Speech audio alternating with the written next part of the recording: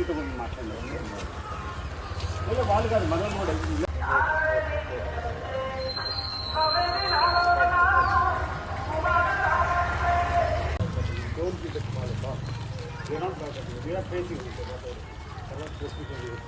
వ్యవస్థ ఎందుకంటే కుప్పకూలిపోతుంది ఈ వ్యవస్థ.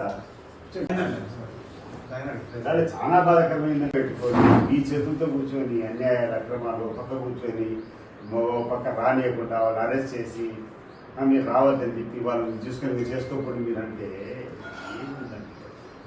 కసిగాల్సిన వాడు పరిస్థితి ఏంది? అదే ఈరోజు మీరు న్యాయం చేస్తే ఎవరి మీద కసి జరగదు కదా, న్యాయం జరిగింది కోరుకుంటాను. ఇప్పుడు న్యాయాలు జరుగుతారని నీట్గా ఉంది ప్రశాంతంగా.